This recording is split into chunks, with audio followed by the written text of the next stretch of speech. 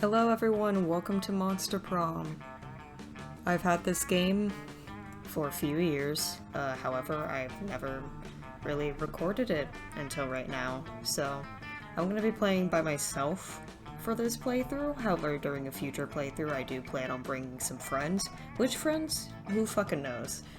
But let's just jump right into it.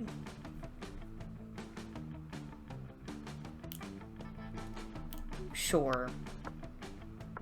Mixed in with the game. It will be a surprise if that mod pops up. Yes, I want the voice effects. Of course I do. Just me. Second term, obviously. Full game. Spooky high school, the sweetest years of our lives. Also, I'm gonna have to voice act for the characters. Whatever characters do show up this route, I apologize in advance, because some of them I can do good voices for, but others, no. Back then, we were young and unafraid, sometimes reckless, sometimes brilliant, sometimes just stupid, but always willing to live life to the fullest. We were on a wild journey to discover who we really were. Going with my girl. My freaky Stein looking girl. There's this one name I always like to use whenever playing this game.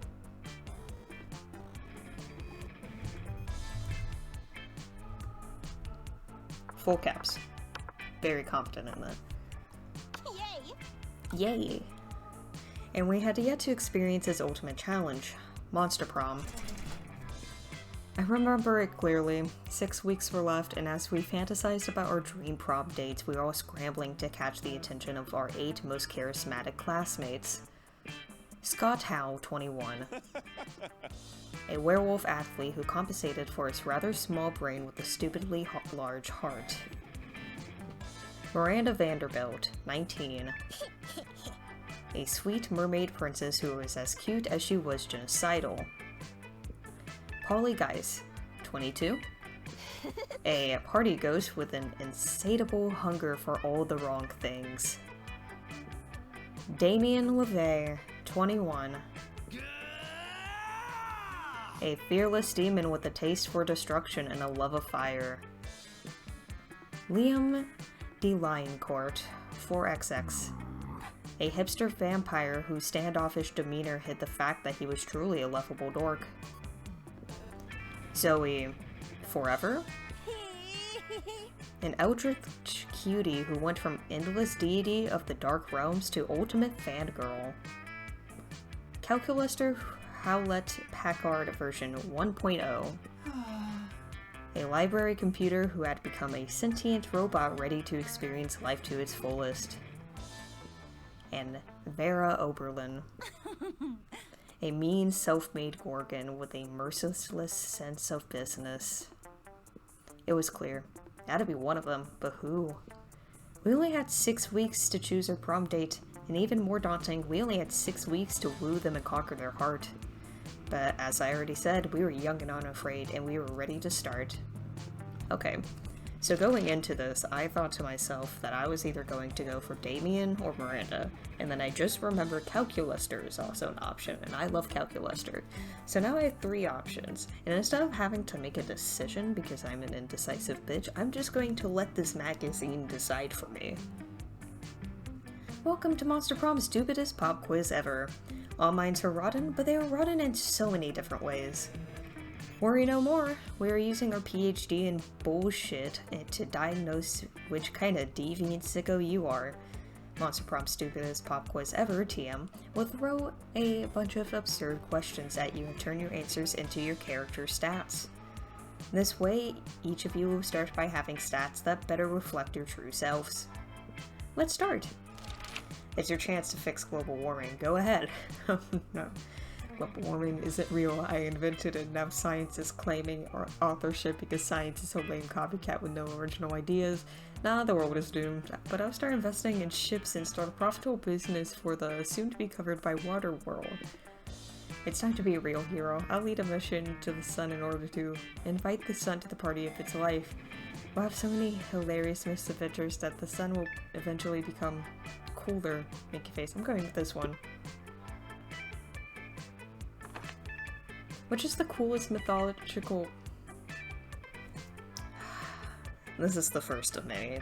I cannot pronounce words. Which is the coolest mythological creature? The Sphinx, who's super turned up and ready to party, and she raps all of her riddles. She still kills you if you don't answer them correctly, but she raps the riddles.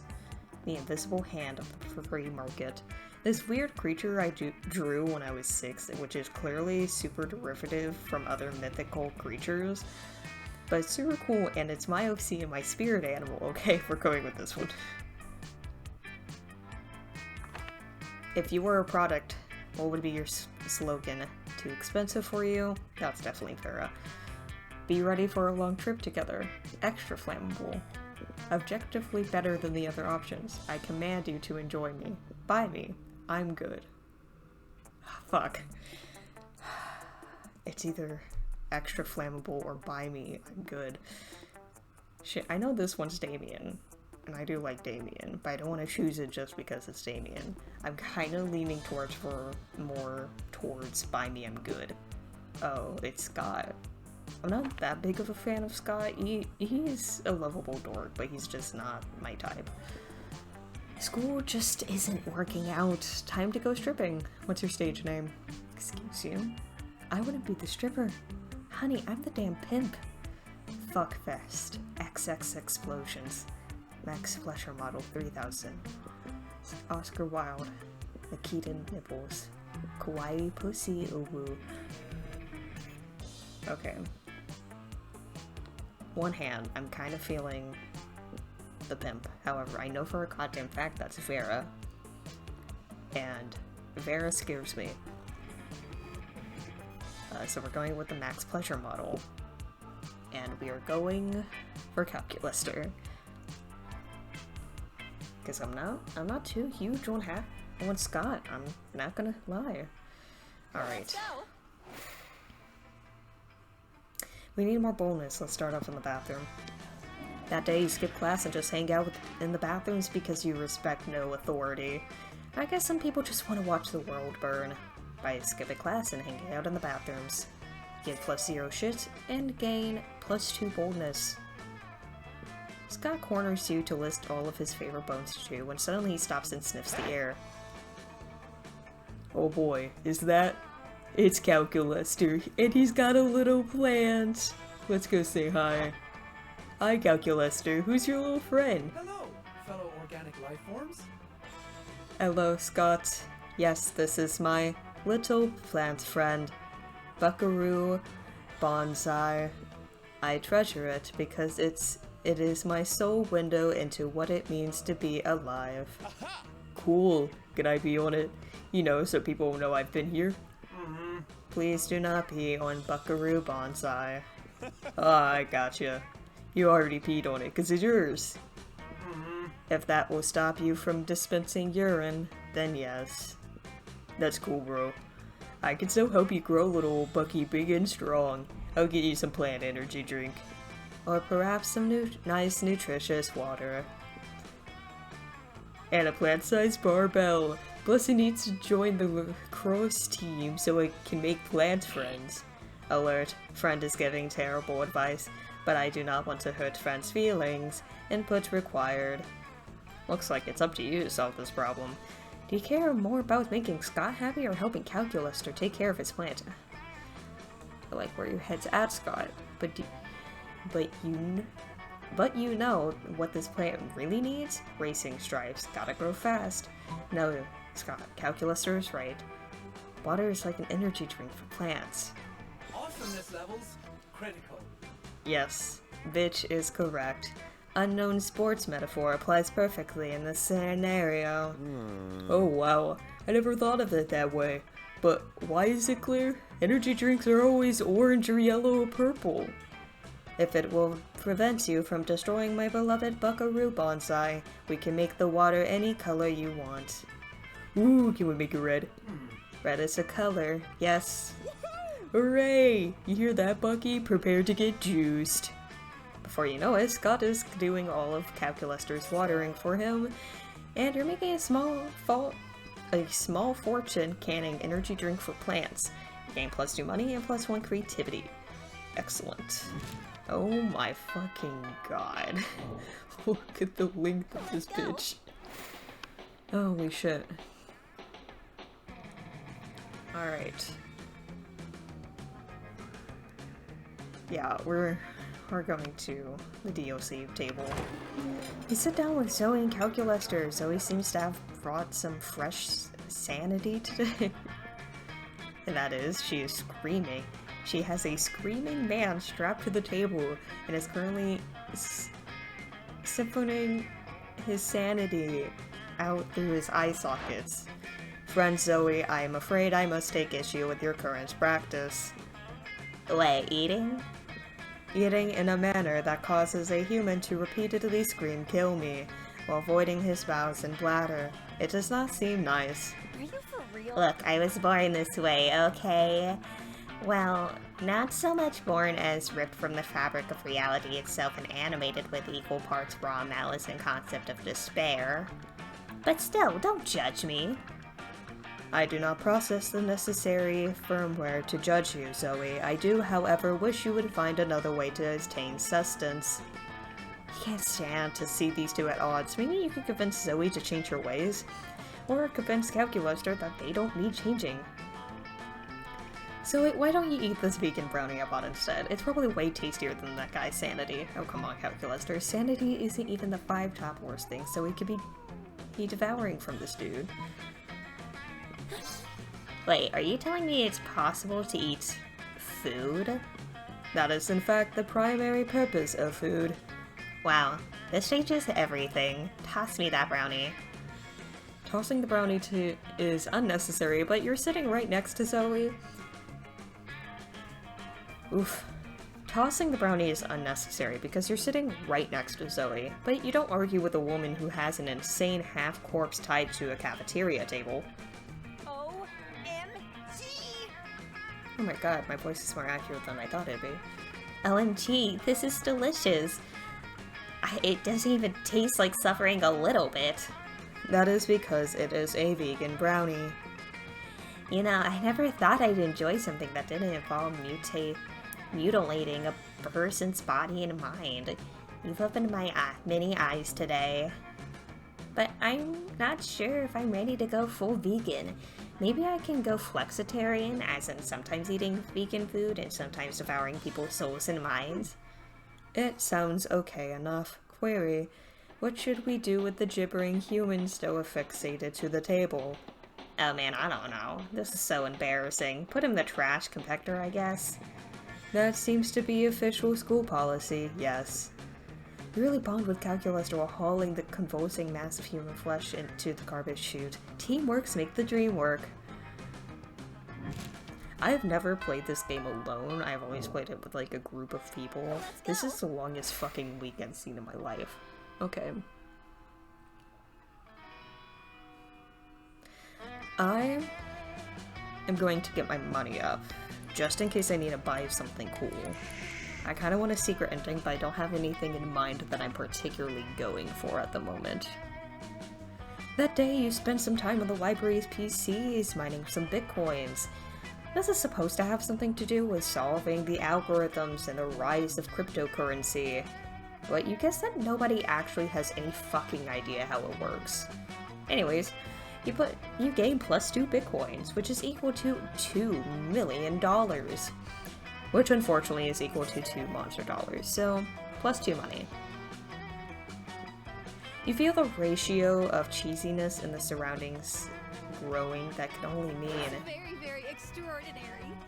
I keep forgetting this is a character. Every time this character shows up, or characters per se, technically too, I just like, oh yeah, you exist. Who's the bestest, most perfect little snooky looky pie in the whole world? My schnoopsy whoopsie poopsie. Sigh, Is there anything in the world that makes one more articulate and well-spoken than the theros of true love? Running internal search found 9,969 results, starting with a graduate degree in classic literature. Violet, Tate, your relationship is so perfect. You are always together. Well, they are literally stuck together. And that's the kind of unyielding codependence that I demand from a multi-hyphenate lover-servant serf. Error found. Unreasonable expectations. How did you know when you found the one? We're made of love. Oh, well, you know when you know. Error. Tautological explanation. Input insufficient to extrapolate useful data. And having realized they have no actually useful inputs, the couple exits to do normal coupley things. But oh, you know how to tell who's the one, or at least convince one of them that you're the one. Oh my god, is this another I have to convince one of them that I'm their lover, or is this one of those, like, I have to side with one of them, or is this one of those I have to go based off the stats, because this changes my answer. Let's just read them. Easy, Miranda. The one is willing to fight past monsters, face countless dangers, all to break into your home, kiss you while you're sleeping. Totally normal, not problematic at all. Your look, Calculaster. I've spent years studying and devising this complex formulatic theorem to calculate exactly who the one is. We're going with the bottom one. Explain to me more about this formula. It certainly sounds very legitimate. You explain your calculations to the carbon-based, because holy shit, if you try to use numbers on Calculaster, game over. Instead, your very objective math is calculated using taquitos, fruit bats, and a trombone. Oh, how perfect! I always have my servants carry all of those things, just for such an occasion. Once you put on the shoelaces and honey in place, you flash a little ankle to activate calculations. The result of this objective process seems to say that bitch is the one for Calculaster. Running internal check legitimacy. Initializing love.exe. Diagnostic concluded, bitch is the one for Calculaster. That's it. Got him. Just for like, what, a week? Got him. End game. Conclusion. Oh, do me next. If only you could, Miranda, if only you could, but you only have one prom date. Excuse me. No, I want to take both of them. Excuse me? Your eyes are set on that computie's lack of eyes. You gain +2 charm and +1 bonus.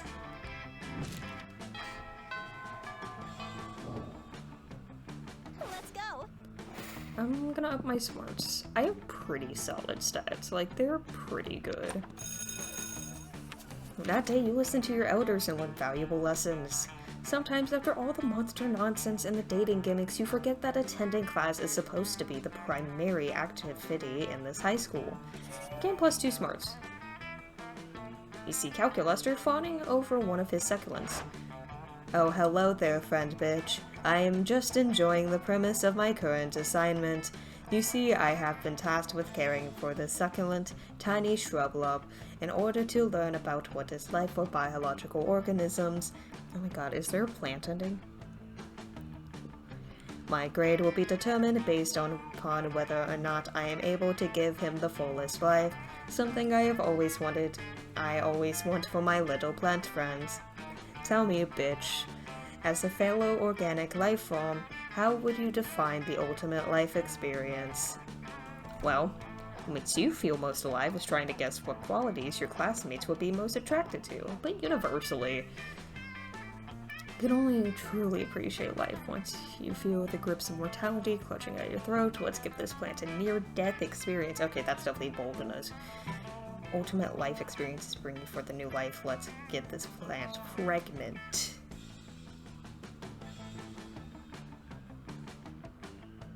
What? Okay. So the top one's like absolutely fucking bold. It might be fun, but like it's probably bold. The bottom one. It's either creativity, smart. It could be bold. Or somehow fun. Let's just go with the bottom one. Not so charming. Charm. I knew I should have went with the top one. Oh well, I've got like, what, 6 weeks? Tiny shrub-love, pregnant, if you insist. You do, I really don't. Sets a mood lighting for oh no, me? Hang on just one moment, shouts the teacher. Miss the Loch Ness Monster, the rules of the school may be pretty lax. We may allow frequent drug and alcohol abuse in our cafeteria, and look the other way for a certain amount of arson, blackmail, murder, but I must throw the line at the student getting nude and attempting African intercourse with a plant right in the middle of our fucking classroom. Especially because her choice of sexy music shows poor musical taste, which is unforgivable. Calculus or bitch, you both fail. What? What is this feeling I am experiencing? It is as though the circuitry of my face is overheating. Is this blushing? Emotions found, shame, embarrassment, humiliation. Or like I like to call it, -2 fun and -1 boldness. Motherfucker.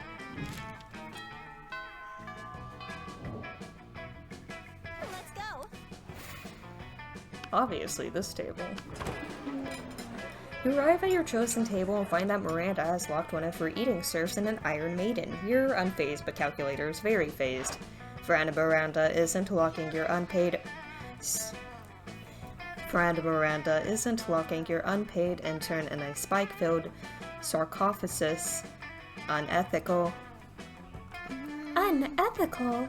Unethical adjective, inconsistent with rules and standards of ethics. Ethics?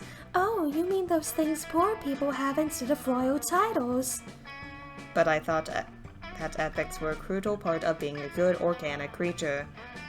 That's a common misconception. The key to being good is having a lot of money and punishing anyone who dares disrespect you.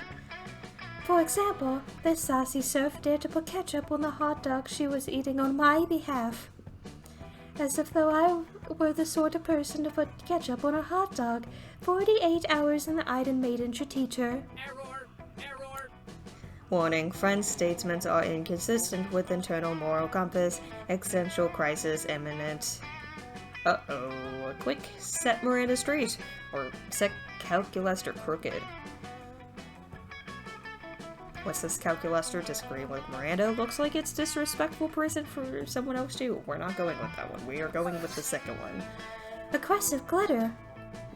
Truly, you are even more delightfully cruel than I. Wait, did I get Calculaster or Miranda? I did not pay attention to the art. An Iron Maiden only torments for 48 hours, but glitter? Glitter is eternal. She will be reminded of her transgression until her dying day. I see friend Miranda's ethics module is poorly calibrated. Excuse me? Is that disrespect I hear? No, I feel no disrespect towards you, Miranda, because as a rule, I do not feel. Oh, wonderful. Would you like a job as one of my royal torturers? No, thank you. I will, however, supply you with stickers if it ensures the serf's safety. With the extra stickers left over from Calculator's first printing, you two start thriving in punitive sticker business. It's a bonding experience. I think that was for Calculator. Let's go. Alright. Oh, we need more fun. That day during recess, you start a half-hour rave that goes full crazy. You have no idea how it escalates so much, but at one point there were like 300 people. Someone summons the demons from a nightmare dimension. The consequences might distort the fabric of reality itself, but who cares? It's a rad party. You gain +2 fun. You're checking out some plates of pasta on your dating app for people who are so lonely they're starting to consider dating a plate of pasta. Luckily, Calculator interrupts you before you start spiraling down like that. There you are, bitch. I was about to engage in complex plotline protocol, but I was worried I might fail at it, and then it came to my mind. Bitch is proficient at shenanigans, so I thought that you were okay with helping me. It would be cool. You tell Calculester you're in. You also tell him there's no need for air quotes for cool. I am happy. Whoa, I'm already learning stuff. Exciting. So here's the thing. I've been enjoying myself alive. But recently, I've started to question myself. Am I doing life right? Am I good at living? I do not know. All of this is so new to me, and I might be doing it all wrong. So I wanted to consult some expert living organic forms, so I can crack the correct formula of existence. God, I gotta fucking drink something.